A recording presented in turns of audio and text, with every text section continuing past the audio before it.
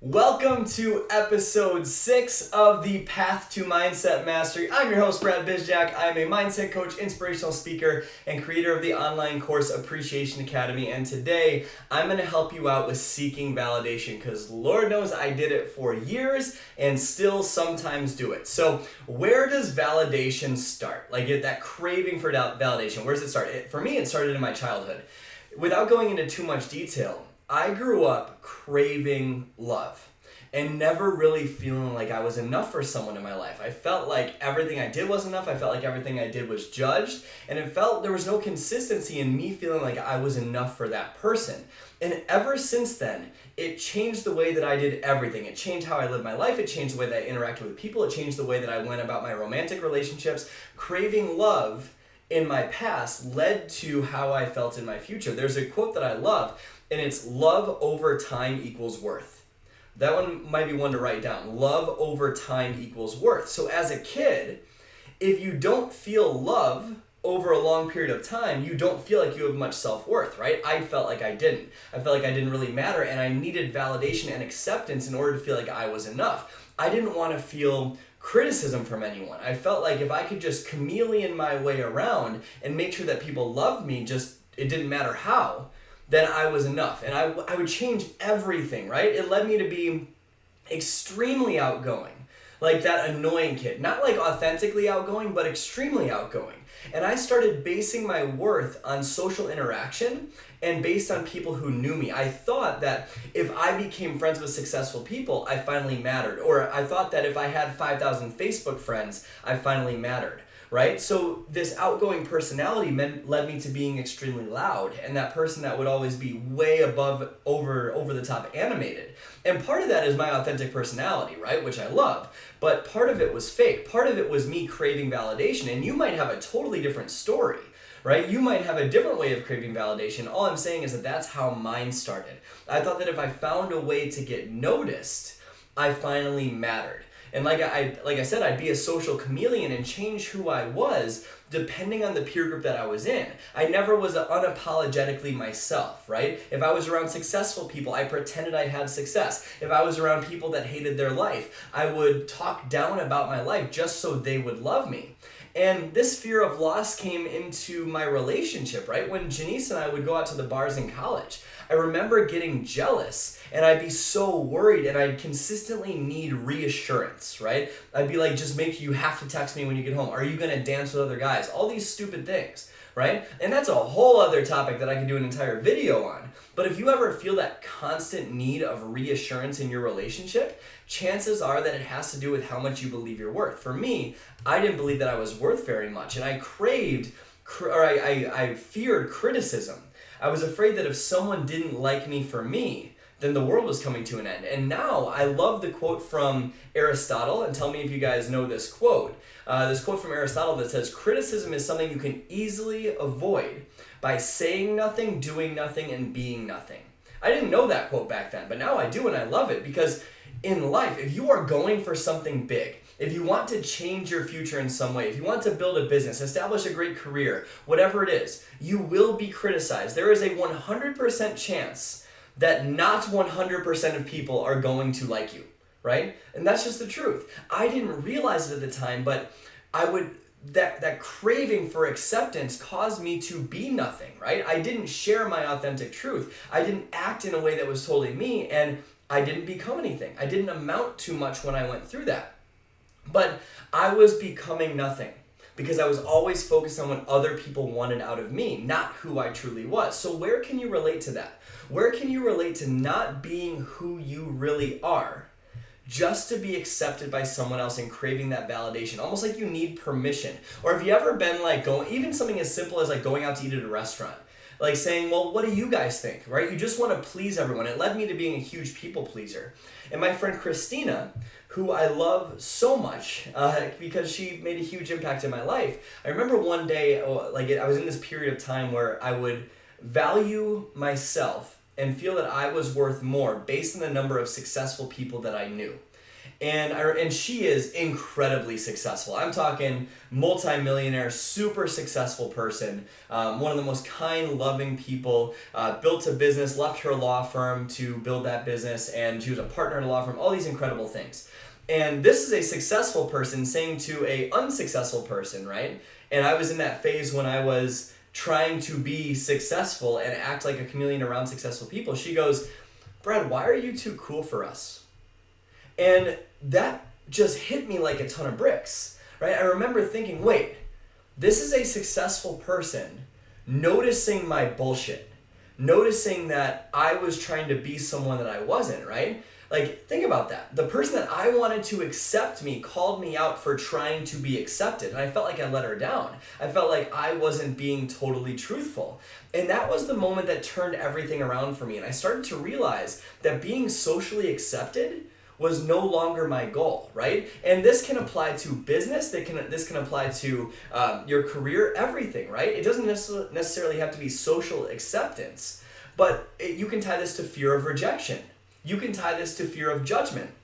If you're in network marketing, you can tie this to inviting your prospects. And all of those fears, when it comes to building a business, going after a big career, trying to be loved by your friends, all of it comes down to feeling like you're not enough. And what that really means is that you have a fear that you won't be loved, right? Well, where does that come from in your life? Like, really think about, where does that come from in your past? That feeling of not feeling like you were enough for someone, or whose love did you crave as a kid, right? Not whose love did you get, whose love did you crave and never felt like you had enough of. With me, I know exactly where it came from, but where does it come from for you? When I realized that I don't need permission to be me, amazing things started to happen. I started fully expressing myself. I started creating videos and inspiring people and created this training, this new business. I got married. Like, all these super cool things happened because I was being me. And what's so awesome is that all the people that didn't want to be part of it just kind of fizzled out of my life. They weren't part of it anymore, and I didn't crave their love anymore. All these super cool things started happening around me, and it was amazing. And this might be a huge quote to write down for you. If you, or in order to live your truth, you have to have your own back. That's something really important to understand. In order to live your truth, you have to have your own back. Think of the gifts right now. Like, think of your life in ways that you've been holding yourself back. Think of the gifts that you could be offering to the world right now, but you refuse to go after them because you're too afraid that you're not enough to do it. Just think about that for a second. You don't need anyone else's permission. And the longer you wait for permission is the longer you are going to feel like you're not enough. It's not, I feel like enough and I get permission and then I create my dreams. It's the act of creating your dreams and being your authentic self is how you feel like you're enough. It's how you inspire other people, right? You could be offering so much more to the world right now, but you refuse to go after those dreams because you're too afraid of not being enough for it. Like, you're not going to be loved if you go after it. Not only is that causing you pain, but you are hurting the world around you because you're denying them your gift. I think about all my clients with my program Appreciation Academy and seeing all their lives changing, like, right in front of me every single day. It's incredible, right? If I wasn't my authentic self, if I didn't truly express myself and share the things that helped me, I would hurt all of them. Every single one of those people that I love and adore and just want the best for, because I didn't realize my authentic truth. So where in your life are you denying the world a gift because you're afraid that you're not enough? And I'd love to hear in comments, email me, whatever it is. Where are you holding yourself back? Here's the thing. People's bullshit meter is so damn high right now. Like, people can tell if you're full of shit. People can tell if you're not being truly you. They'll be able to tell. In fact, they'll actually reject you more if you're not being truly yourself. When you have the courage to be vulnerable, share the things that are challenging you, just be 100% totally real. That's what people crave, right? They have so much information, but they're starving for truth. Think about that for a second. People are drowning in information, but they're starving for truth. Right? Truth can come in multiple forms, one of which is your own vulnerabilities, putting yourself out there to build a business, putting yourself out there for love, or going on a dating app and meeting someone and not bullshitting about your profile, being totally real about who you are. That is how you find other people that really accept you. if their bullshit meter is high and you're out there struggling, trying to adapt who you are to appease them, you will always feel rejected by them. So the thing that you're afraid of the most, you're actually creating more of. That might be hard to hear. If you are terrified of being rejected, if you are terrified that you are not enough, from you holding yourself back because you fear that you're not enough, you are actually getting more rejection because you're not being real, because people's bullshit meter is so high. People crave authenticity. If you just lived your truth and had your own back, all those fears would go away. You wouldn't get rejected because people want to see the real you. When I started being unapologetically myself, when people didn't approve of me, which still happens, right? But when I was unapologetically myself, I did think I said unauthentically, unapologetically myself, and people didn't approve of me, I don't mind anymore. In fact, I remember like one time, it probably wasn't the most mature way to go about this, right, at the time, but someone told me something rude or condescending on one of my social media posts or something like that, and I shared this huge story about something that happened in my past, something that was tough to go through, and here's how I overcame it, something that was real, something that was me, and they said something condescending and rude, right? And I remember saying, like, I remember for the first time, I didn't care. For the first time, I was like, oh my gosh, that feels amazing not to care, and I even immaturely went to that site that was like, let me Google that for you.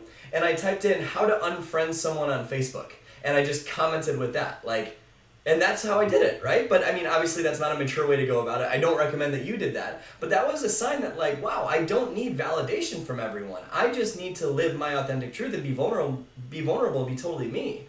Stop living your life. Think about this for a second. Right now, if you are craving validation, craving acceptance, being that chameleon in your life, you are living your life according to hundreds of people's different rules. And all that does is confuse who you are. All that does is lead to negative self-talk, saying that you are not enough, that you'll never be enough. That's what's happening when you are living your life according to hundreds of sets of rules, right? Stop living your life according to hundreds of people's sets of rules. Live your life according to one set of rules, your own. So to get out of this funk, first of all, have awareness.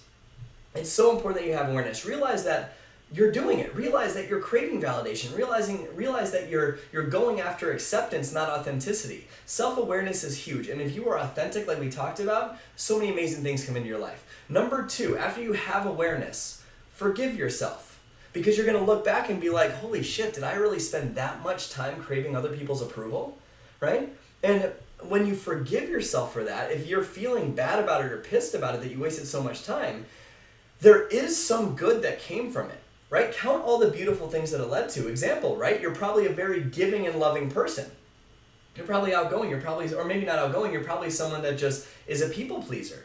That's sometimes a beautiful thing if you do it so it's not a fault, right? So think of all the beautiful things that came from it. One of the beautiful things in my life that came from it is my outgoing personality or my ability to speak, right? Those are things that came from this craving of validation, right? I actually have some great connections in my life because I was in that state of mind where I needed successful people's approval, so I would get around them and try to do all those things. There is some good that came out of it, but forgive yourself for wasting so much time on being inauthentic.